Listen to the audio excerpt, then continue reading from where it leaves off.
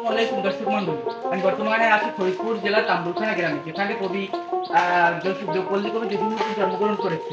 আজকে আমরা তার এই যে জন্মভিটা এবং তার যে বাড়িটা ঘুরে ঘুরে দেখেছি, এবং কবির ঘর সহ আমরা অন্যান্য যেসব কবির স্মৃতি বিজড়িত স্থানগুলো ঘুরে দেখেছি। চলুন আমরা আজকে আপনাকে দেখাবো। আমি বর্তমানে আছি কবির ছেলে হাসুর ঘরে, এবং চলুন আমরা আছি ঘুরে ঘুরে পুরো ঘরটা বা পুরো কবির স্থানগুলো দেখি, কবির স্মৃতি বিজড়িত স্থানগুলো। আমার বাড়ি যাইও ভ্রমর, বসতে দেব পীরে, জলপান যে করতে দেব শালি ধানের চিড়ে। দর্শক মণ্ডলী, এই হলো পল্লীকবি জসীমউদ্দীনের ঘর। পাশেই রয়েছে তার মেজ ভাইয়ের ঘর এবং তার পাশেই রয়েছে তার মা বাবার ঘর। এই ঘরে বসিয়ে কবি কবর, রাখালি, সজন বাদিয়ার ঘাট, নকশিকাথার মাঠের মতো অমর কাব্যগ্রন্থগুলো সৃষ্টি করেছেন। এই হলো কবির সেই ঘর যেখানে তিনি বসবাস করতেন।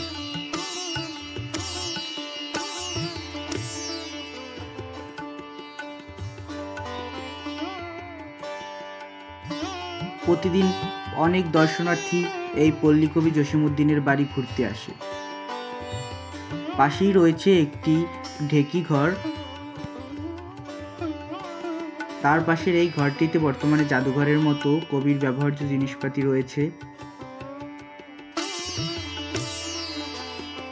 কবির এই বাড়ির ভিতরে শিশু পার্কের মতো ঢেকি, তারপর শিশুদের খেলনা সামগ্রী রয়েছে, যেগুলো শিশুদের বিনোদিত করতে পারে।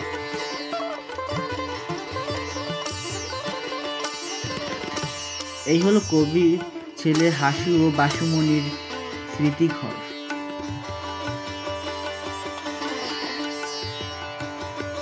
প্রতিদিন অনেক দর্শনার্থী এই বাড়িতে ঘুরতে আসে।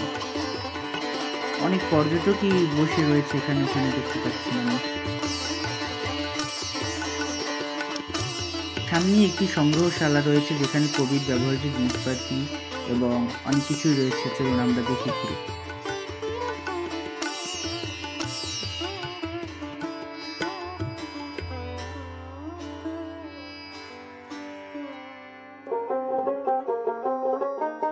এই সংগ্রহশালাটি অনেক সমৃদ্ধ। কবির বিভিন্ন ব্যবহার্য জিনিসপাতি, কবির স্মৃতি বিজড়িত বিভিন্ন ছবি ঘরে সংরক্ষিত রয়েছে।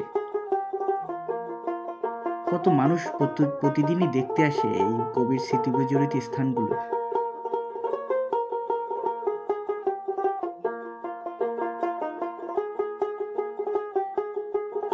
এই যে দুটি ধোতারা রয়েছে, হয়তো কবি ব্যবহার করতেন সেগুলো। কবির ব্যবহৃত আরো কত জিনিসপাতিগুলো এখানে সংরক্ষিত রয়েছে, দেখুন।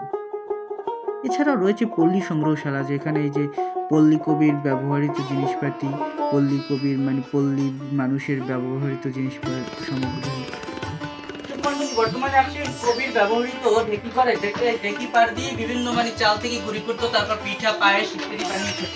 আমরা সেই স্মৃতি বিজড়িত ঢেকিটা পাড় দিতেছি এখন।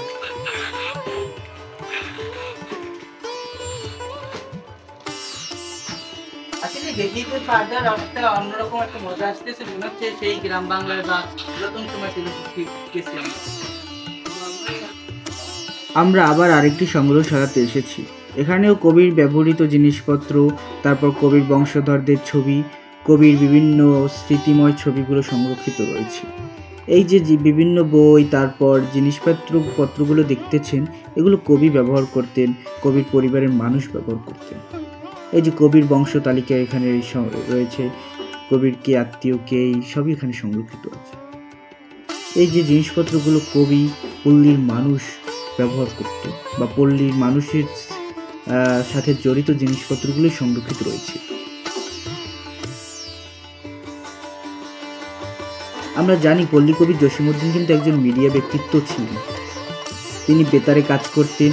এখানে কিন্তু তার একটি ব্যবহৃত রেডিও সংরক্ষিত রয়েছে। কবির শ্রেষ্ঠ বন্ধু ছিলেন দীনেশচন্দ্র সেন, যিনি ময়মনসিংহ গীতিকার সংগ্রাহক ছিলেন। তিনি লোকসঙ্গীত, লোকশিল্প, পল্লীর মানুষদের নিয়ে কাজ করতেন। এই হলো সেই কবির ব্যবহৃত রেডিওটি। এই সব জিনিসপত্রগুলি কবি ব্যবহার করতেন কবির স্মৃতি বিজড়িত।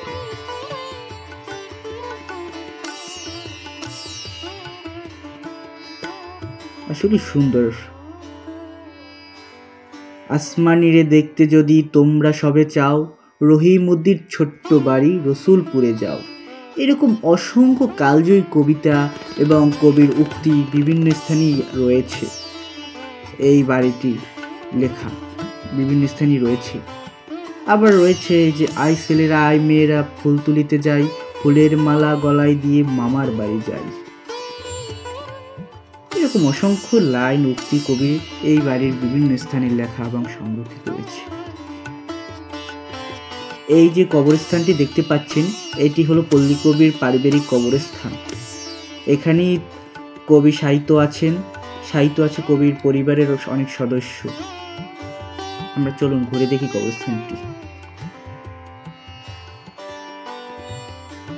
কবির কবর কবিতায় সেই যে কালজয়ী সেই যে বিখ্যাত ডালিম গাছটি ওই সেই ডালিম গাছটি দেখতে পাচ্ছি। ওইটির নিচেই সম্ভবত সেই কবি যাকে উল্লেখ করে তার কবর কবিতাটি লিখেছিলেন তার কবর।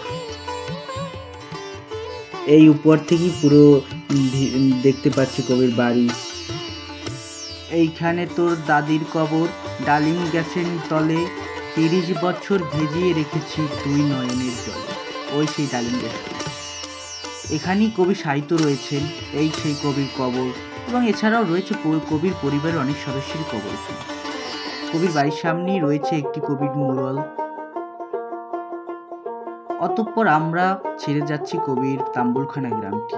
আসলে পল্লী গ্রামের সৌন্দর্য কতই না সুন্দর, আমরা এখানে না গেলে বুঝতেই পারতাম না। এখানে গিয়ে কবির জীবনী এবং কবির স্মৃতি বিজড়িত অনেক জিনিসগুলো দেখতে পেয়ে আমরা আসলেই আনন্দিত। কবির জীবন সম্পর্কে আমরা অনেক কিছুই জানতে পেরেছি এবং সামনাসামনি দেখতে পেরেছি। আসলেই সুন্দর কবির এবং কবির এই গ্রামটি, কবির স্মৃতি বিজড়িত স্থানগুলো। আপনারাও ঘুরে আসতে পারেন কবির বাড়িটি। ধন্যবাদ সকলকে।